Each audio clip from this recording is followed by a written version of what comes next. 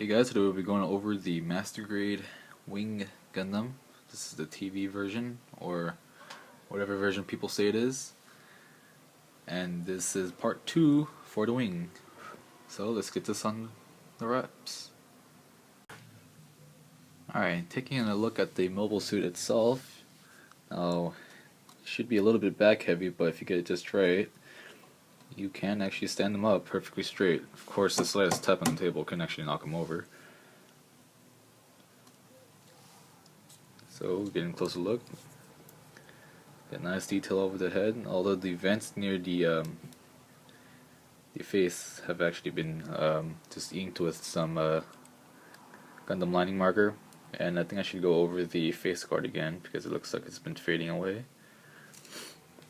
And this is a slight modification, well not much, but the shoulder parts right here should be filled in with black, but to me this looks a lot better like this.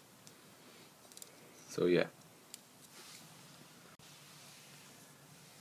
Starting the articulation from the feet, the ankles are on a double ball joint, but then since the armor pieces from the actual leg protrudes out a little bit, they might be interfering with each other. But get some nice articulation there. The feet folds down for the invert mode. For the knees, a lot more tricky since it does have different transformations, but technically it can get the full 180 bend, but then this is also a part of the bird mode transformation, and gotta be kind of careful of how you put the knee back together. Got little thrusters behind the or near the calf area. Pulling this front skirt out of the way, you can get a full 90 kick up without the actual armor plate falling off. That side. You can fold it up somewhat, about that high, all the way, so you can do the full splits with the side skirts not interfering at all. And the back skirt is a single piece, but it does go back somewhat, so you should be able to pull off a near 90. As for the arms, go up all the way, move the claws out of the way. You can pull off a near 90, so I'm going to say about 60-65 bend at the elbows. The wrists are not really on a ball joint, it's just hard plastic. The ABS, but most of the time this hand's going to be holding the shield while the other one's holding the Buster Rifle. Can reach across nearly all the way. Just a lot of things getting in the way here. Full 360 right underneath the shoulder without having to pop off. The head is on two joints, one ball joint and one normal angle joint. Can kind of do the chicken head. Can pull off a full 360, and this will come in handy for the transformation.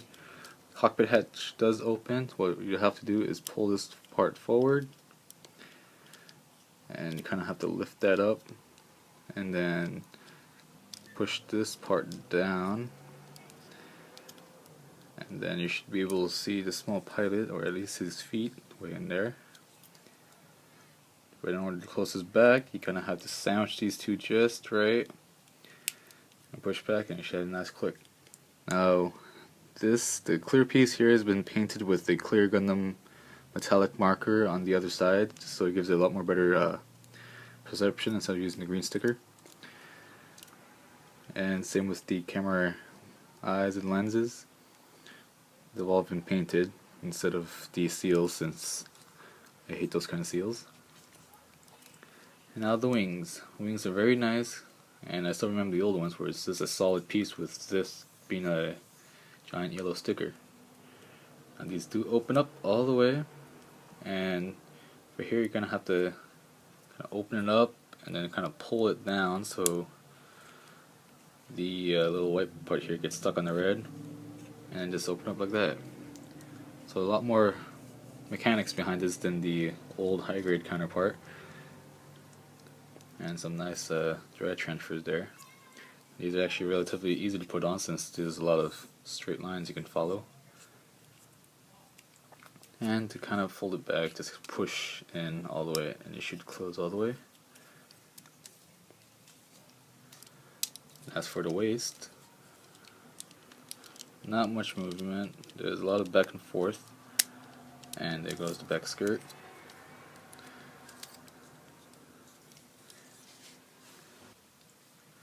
Alright, time to move on to the weapons and shields.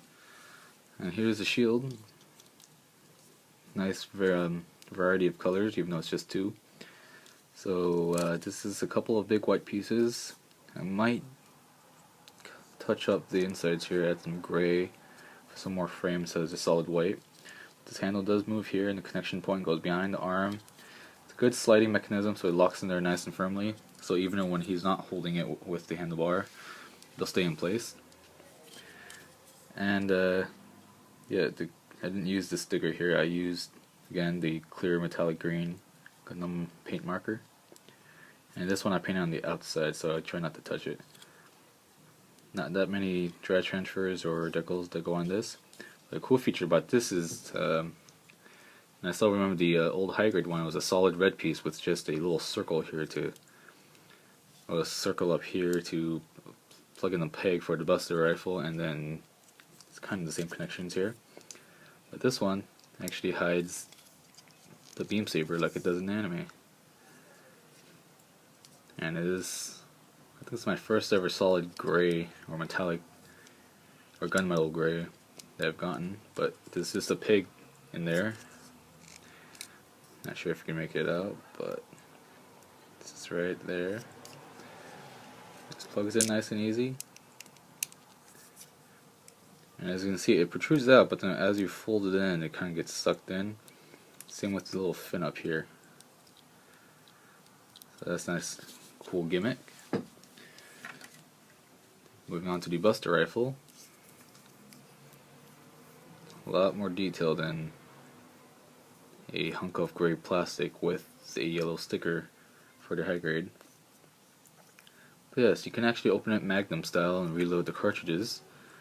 And they do kind of snap back in place, but they like to kind of open up a lot. There is a, well, there's supposed to be a camera lens there, but it's just bare plastic, no clear piece, but I painted that with the same metallic green. The handle does move back, so you can attach it to the shield for when it goes into bird mode. And there's just some more nice decals there. Not sure if you can see what that says, but it says Buster rifle on both sides. This is a nice gunmetal gray mold plastic. Some extras that you'll be getting are two clear green beam sabers, which are at a slight angle, but you only need one of them since he only has one beam saber. And a couple of extra miscellaneous parts, including extra manipulators, extra standing Hero Yuri, and the action base connector right around there. So actually this kit actually uses all its parts other than the manipulators and the action base connector, so that's nice. Most of the time I get some spare parts. And again, there's proof that I did not use the foil stickers, all of them are still there. And most of the decals have been used out, dry transfers, most of them, just some spare ones. Alright, now let's check out bird mode. And for the sake of convenience for me, I'm just going to transform him off camera and go over how he looks and all that while he's already in bird mode. Alright, and here it is, fully transformed into bird mode. Now, you might be thinking, not that bad from the top view, still looks like a dismembered Gundam, but then when you look at it from the bottom, you can totally tell its wing. But overall, from the top, it looks great. Not that fond of transforming Gundams, except for Zeta, which pulls it off pretty good since it's very complicated. But this is not that bad. And with the amount of details and an actual retake of it in master grade form, it's not that bad. And it's relatively cheap in master grade talk, but overall, it's a nice kit to get if you're a Wing fan. Me, I'm just getting the whole series since Wing wasn't my first series I've watched, but yeah. Well, I hope you guys liked the video, and see you guys next time.